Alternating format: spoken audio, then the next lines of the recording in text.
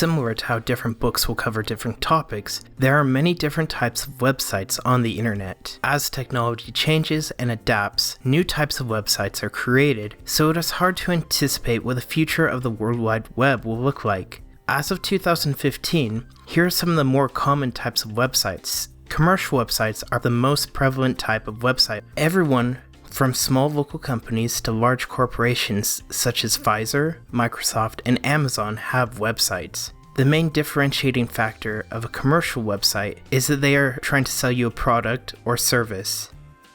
You can also find non-profit organizations on the internet. The main focus of non-profit websites is to advocate a cause. Non-profit organizations include everything from churches to advocacy groups. Some non-profit organizations you might be familiar with include PETA and Habitat for Humanity. Government organizations from countries all over the world use the internet to present information to their constituents. This information comes in many forms.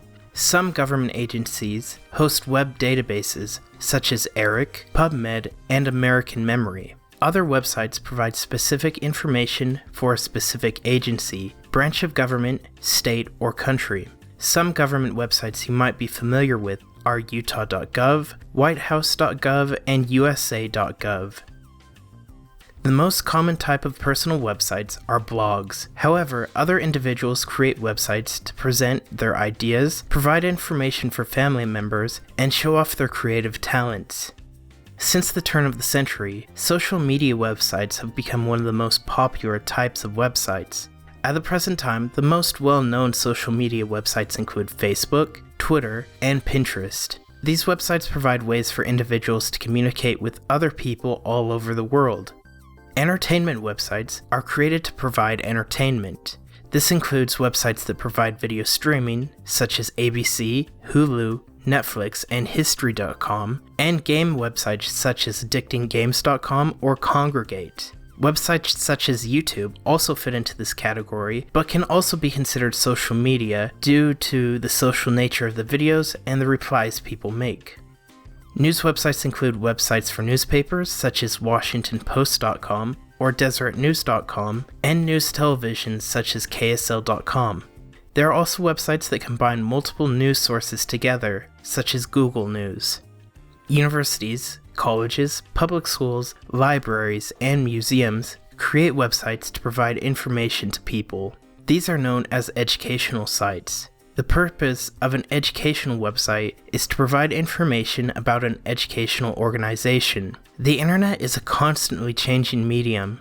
As part of evaluating a website, it is important to figure out what kind of site you are looking at and what its purpose is. If you need help, talk to a librarian at your local public or academic library.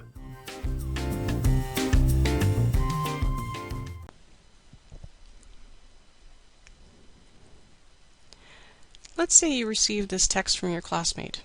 How would you know it's true? Would you take your friend's word for it and tell all your friends? Maybe you trust your friend. Still, I bet you would check with others or check the Brock website before spreading the word. Or at least if you didn't and discovered your friend was wrong, the next time you'd make sure you double-checked. This scenario is similar to what you find online. You always want to verify and refute what you find, because the reliability of the internet is dubious. Take this example, The Onion. A quick Google search and you'll find that it's a news satire site. It's quite amusing, but it's not trustable. So let's use a systematic method for evaluating information you find online. Here are 5 criteria I ask myself when looking at websites. Who created the site? What is the purpose? Is it accurate? Is the site current? And is it relevant? So let's do a search on climate change and science. This is a hotly debated subject, and when you're not an expert, it can be very challenging to assess the arguments, if not impossible. We'll start with this site here, Climate Change Science and Research. Using the URL or web address can sometimes help our evaluation. In this case, the Environment Canada site, I know, is a government website because the .gc indicates Government of Canada and the .ca indicates Canada. Although these are not always used consistently, here are a few others. .gov for US government, .edu for education in the US, .com is commercial, and .org is organization. Let's return to our search results again. And let's take this example from Scientific American.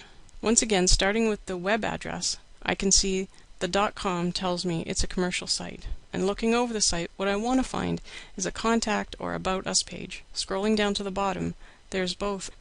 Starting with the Contact Us page, I see it's a magazine. And looking around, I can see contact information for those responsible for the content. Going to the About Scientific American page provides information to help us assess its overall credibility. However, this site only tells us how the magazine describes itself and may be biased. So let's go back to Google and find out what others say about Scientific American. Of course, Wikipedia. Sometimes its credibility is questioned, but in this case, we're not looking to cite it in a paper, and it does verify that Scientific America is a credible though popular magazine, meaning not academic. So do you use it or ditch it? Ultimately, it's up to you.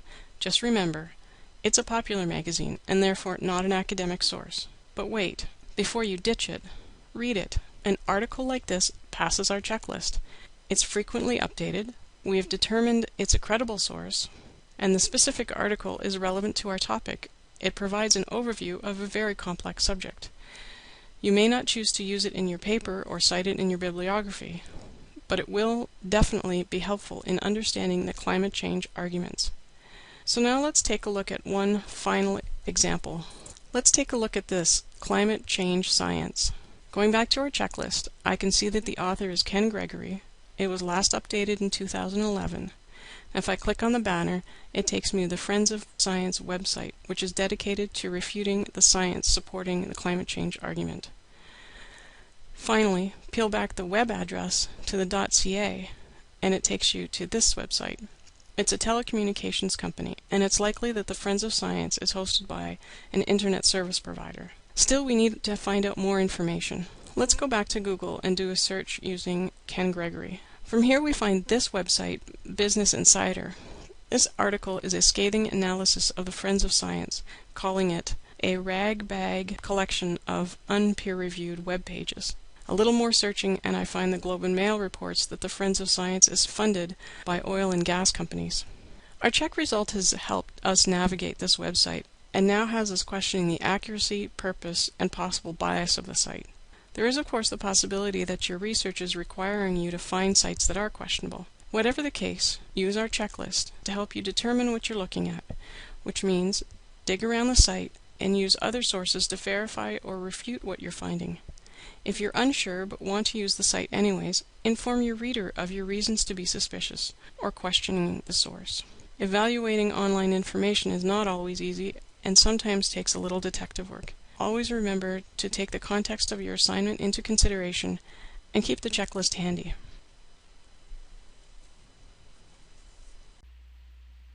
Hi, in this video we're going to go over the 5 key elements to a legitimate website. And now before I get into these, there's one thing I want to make clear. Obviously there are some websites out there that don't implement many or even all of these elements, and they have highly legitimate, highly authoritative, trusted websites. Craigslist is an excellent example of that, and kind of an ugly site, a very basic site, but one of the most popular websites on the internet.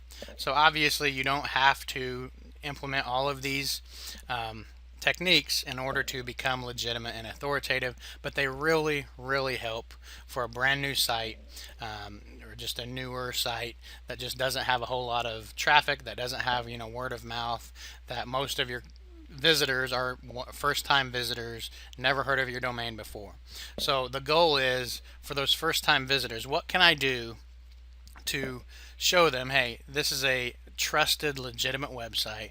You should check out what I have to offer. You should check out the products that I recommend, etc., etc. That's going to both directly and indirectly increase your profits with your website. So it is important that you have factors on your website that will increase that legitimacy, and there are several things you can do, and that's what we're going to get into here today.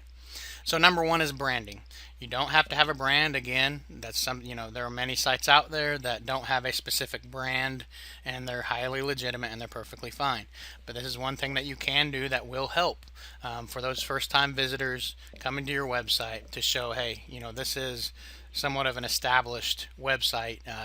They've put in the time to create a logo. They've come up with a brand. They have an actual brand. It's not just an exact match domain that they grab. Not that exact match domains are in themselves bad, but having that brand and that logo right away when the website opens, they see that just shows it's kind of like a wrapper of a business. It just kind of looks like, this is actually a real legitimate business.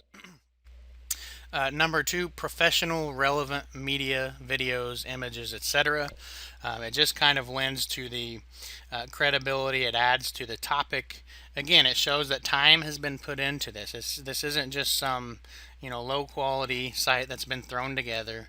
High quality, clear, nice looking, relevant images. They add to the visual aspect of the site, and they just help with your credibility. Number 3, social media presence. Now this is something, it won't particularly help you in the search engines, contrary to popular belief. But if you'll notice, many sites that do well in the search engines are also active on social media. That's not a direct correlation. It just means if a website is popular in social media, a lot of times it'll end up getting a lot of natural backlinks and helping.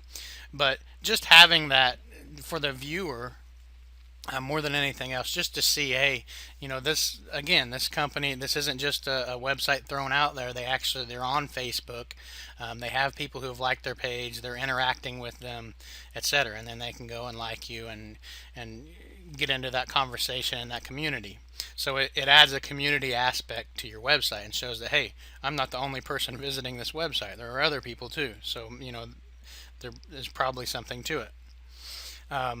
Facebook, Twitter, as many as you can, and different social media networks are more powerful and less powerful depending on the niche, demographics, etc.